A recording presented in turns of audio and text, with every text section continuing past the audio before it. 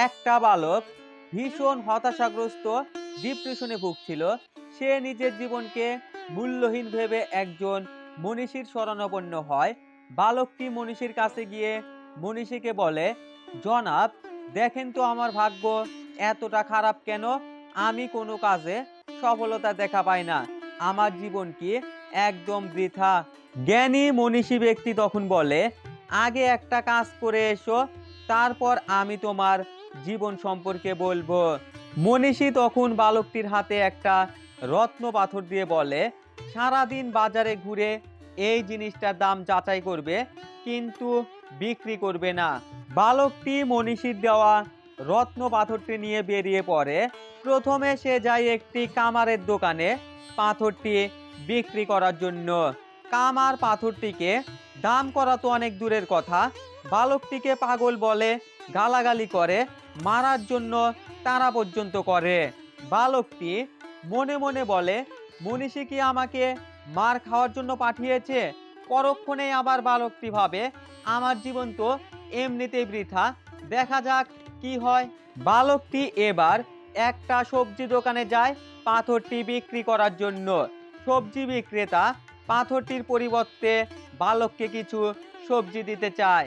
বালকটি সেখান থেকে চলে আসে। এবার যায় একটা ফল বিক্রেতার দোকানে। ফল বিক্রেতা পাথরটির বিনিময়ে 50 টাকা আর কিছু ফল দিতে চায়। বালকটি কিছু বুঝে উঠতে পারছিল না। বিষণ্ণ মনে এবার যায় একটা রূপার দোকানে। রূপার দোকানে পাথরটির দাম 1000 টাকা দিতে চায়। বালকটি অবাক হয়, যে পাথরের জন্য একটু আগে মার খেতে বসেছিল, কেউ দাম করছিল না, সেই পাথরটির দাম রূপার দোকানি 1000 বলতেছে। বালকটি আগ্রহ করে এবার যায় সোনার দোকানে। সোনার দোকানে রত্ন পাথরটির দাম 1 লাখ দিতে চায়। বালকটি বিস্মিত হয়ে যায়, যে পাথরের দাম একটু আগে রূপার দোকানি 1000 বলল, সেই পাথরটি এখন সোনার দোকানি 1 লাখ বলতেছে।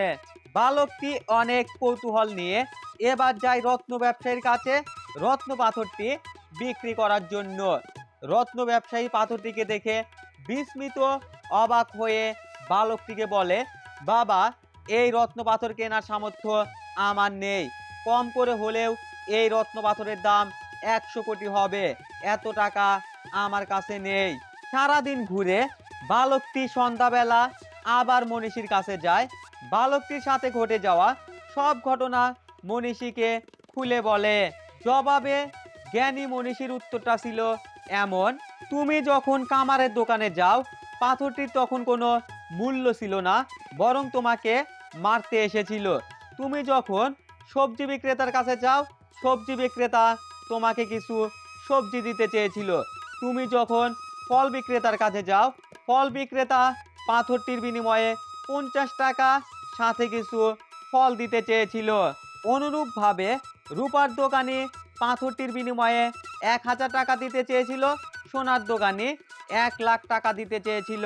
তুমি যখন রত্ন ব্যবসায়ীর কাছে যাও, পাথরটির মূল্য 100 কোটি দাঁড়িয়েছিল, যেটা কেনার সামর্থ্য রত্ন ব্যবসায়ীরও ছিল না। বাবা, আমাদের জীবনটাও ঠিক এমন। এখানে তোমার জীবন বা ভাগ্যের উপর দোষারোপ করে কোনো লাভ নেই। রত্ন পাথরটির কদর যেমন রত্ন ব্যবসায়ী বুঝতে পেরেছে, ঠিক তেমনি তোমার জীবনের কদর কোনো সঠিক লোকই বুঝতে পারবে।